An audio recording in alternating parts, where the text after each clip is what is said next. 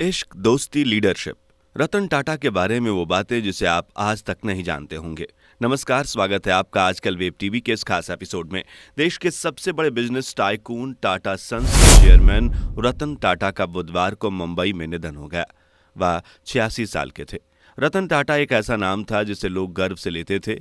एक बिजनेसमैन का आम लोगों के दिलों में घर बनाना इतना आसान नहीं है, चाहे इश्क रहा हो, दोस्ती हो या फिर लीडरशिप। उनके जैसा बन पाना किसी और के लिए आसान नहीं। यही वजह है कि टाटा को जैसा प्यार लोगों से मिला वैसा किसी और बिजनेसमैन को कभी नहीं मिलेगा। एक बार रतन टाटा ने ह्यूमन ऑफ बॉम्बे को दिए इंटरव्यू में बताया था कि वो लॉस एंजलिस में एक लड़की से मोहब्बत करने लगे थे। कुछ पारिवारिक कारणों के चलते टाटा को वापस भारत आना पड़ा। वे चाहते थे कि उनकी गर्लफ्रेंड भी यहाँ आए। हालांकि 1962 में इंडो चाइना वार के कारण लड़की के माता पिता ने उसे ऐसा करने नहीं दिया। इस तरह टाटा की लव स्टोरी अधूरी रह गई। यह घटनाक्रम रतन टाटा के लिए दिल तोड़ने वाला था। इसके बावजूद भी टाटा ने तो अपने आप को टूटने नहीं दिया और ना ही दिल में किसी तरह की कड़वाहट या नफरत को जगह दी। रतन टाटा के सर्कल में अलग अलग ओहदे के लोग उठते बैठते थे।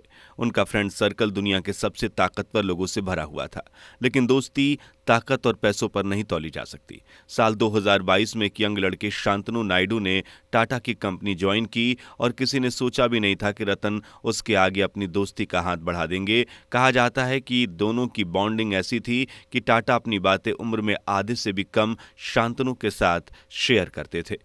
प्रॉफिट कमाने के लिए रतन ने कभी अपने ईमान को नहीं बेचा। यही वजह है कि जब भी किसी भी चीज से टाटा का नाम जुड़ा, लोगों का विश्वास भी उस पर अपने आप आ गया।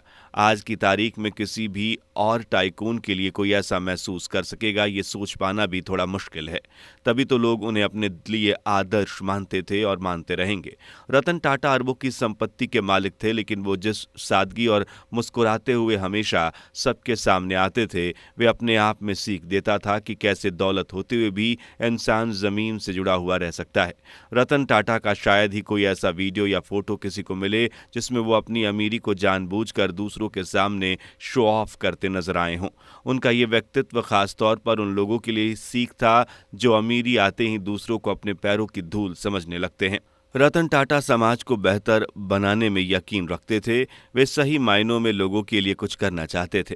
एक रिपोर्ट के मुताबिक वो जब जीवित थे तो शिक्षा, स्वास्थ्य, ग्रामीण विकास, समाज सेवा आदि के लिए कुल 9,000 करोड़ रुपए का दान दे चुके थे।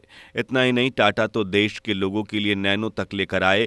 किसी ने कल्पना तक नहीं की थी कि लाख रुपए से थोड़ी सी ज्यादा कीमत में वो गाड़ी के मालिक भी बन सकते हैं। लेकिन रतन का यही सपना तो था। वो अपने भारतीयों को अफोर्डेबल कार देना चाहते थे। एक और जहां लोग दौलत आते ही सिर्फ अपनी लग्जरी पर ध्यान देने लग जाते हैं, वहीं टाटा सिखाते थे कि समाज और देश के लिए कुछ कर पाना सभी की जिम्मेदारी है, और चाहे चैरिटी के जरिए हो या फिर कुछ और फैसलों के जरिए, सभी को इसमें सहयोग देना चाहिए। तो ये था हमारा आज का खास एपिसोड। धन्यवाद।